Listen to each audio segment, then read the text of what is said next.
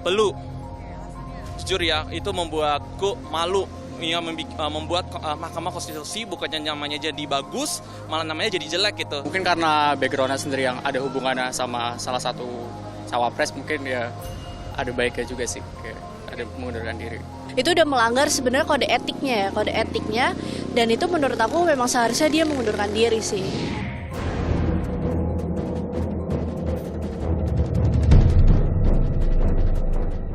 Dia mempunyai prestasi dan pengalaman, saya rasa bisa.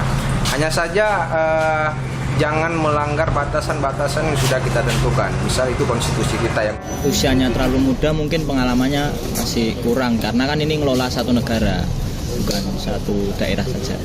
Layak-layak saja kalau mereka mempunyai kapasitas yang bagus, kalau apalagi jaringan yang bagus.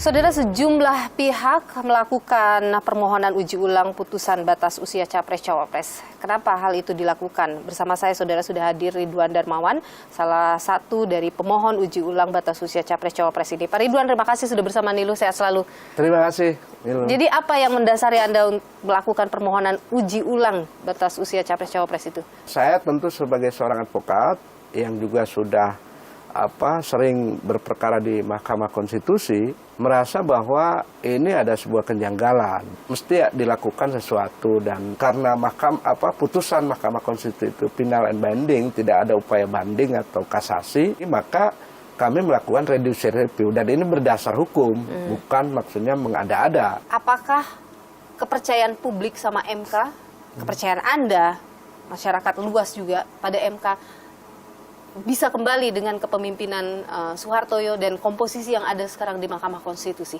Tentu kami mengacu pada Undang-Undang Mahkamah Konstitusi tentang syarat untuk menjadi hakim Mahkamah Konstitusi, ya, soal hakim konstitusi itu harus negarawan, berintegritas, menjunjung tinggi moralitas dan sebagainya.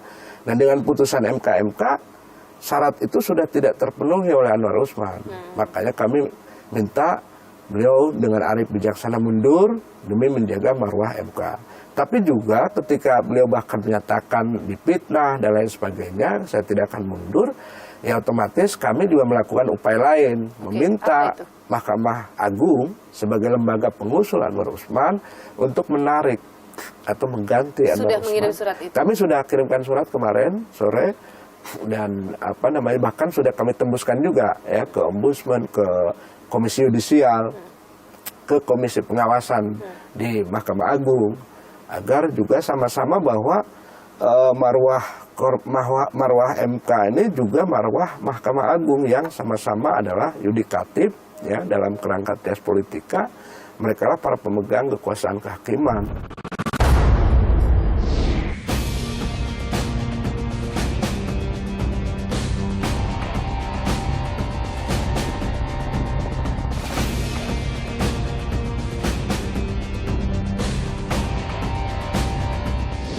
Saudara, sejumlah pihak melaporkan Anwar Usman ke Ombudsman terkait dengan putusan MK yang menyebutkan ada pelanggaran etik berat yang dilakukan.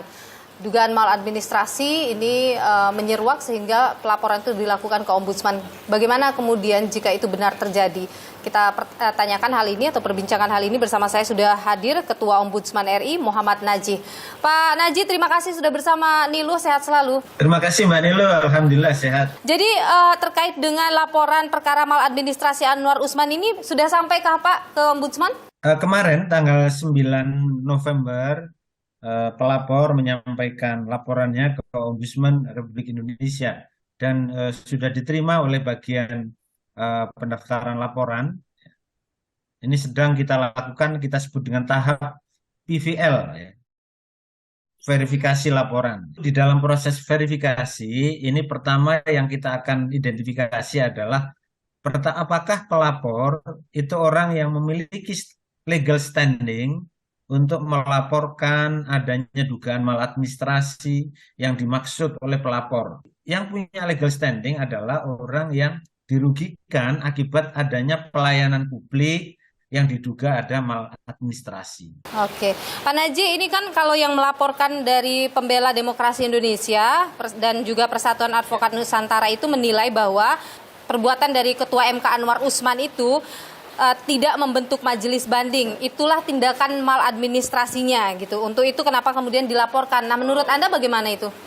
Ya, tentang kewenangan pembentukan majelis banding, sebenarnya kalau kita baca di peraturan MK nomor 1 tahun 2023, pasal 44 ayat 3 bahwa pengaturan lebih lanjut tentang majelis kehormatan banding diatur tersendiri dalam peraturan Mahkamah Konstitusi. Nah, di sini mungkin persoalan yang dimaksud oleh pihak pelapor. Nah, pertanyaannya adalah apakah pengaturan lebih lanjut tentang majelis kehormatan banding ini sudah ada atau belum? Satu. Yang kedua, bisa jadi tidak dibentuknya majelis kehormatan banding itu karena belum ada regulasinya. Oleh karena MK belum membentuk regulasi berkaitan dengan pembentukan majelis banding. Mana mungkin dibentuk majelis kehormatan banding kalau belum ada regulasinya. Nah, itu mungkin ya yang membuat. Nah, ini apakah pelanggaran etik ataukah pelanggaran pelayanan publik?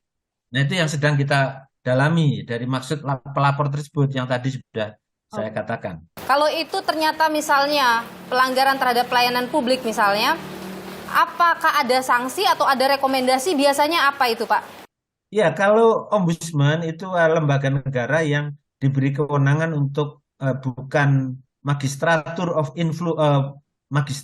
sanction, tidak memberikan sanksi, tetapi ombudsman adalah magistratur of influence, jadi memberikan tindakan-tindakan korektif ya kepada penyelenggara layanan publik untuk memperbaiki. Kalau belum ada regulasi ya perlu segera dibuat regulasi. Kalau sudah ada regulasi tetapi regulasinya itu tidak baik atau tidak tepat, menimbulkan maladministrasi, ya kita minta untuk memperbaiki. Nah, dalam tenggat tertentu apabila penyelenggara layanan ini tidak melaksanakan tindakan korektif ombudsman, jika terbukti ada maladministrasi, maka penyelenggara layanan itu akan terkena sanksi oleh lembaga yang lebih tinggi atasannya. Kalau di Majelis Kehormatan atau Mahkamah Konstitusi, nah, siapa atasannya? Tidak ada atasannya, ya berarti kepada Presiden sebagai kepala negara dan DPR sebagai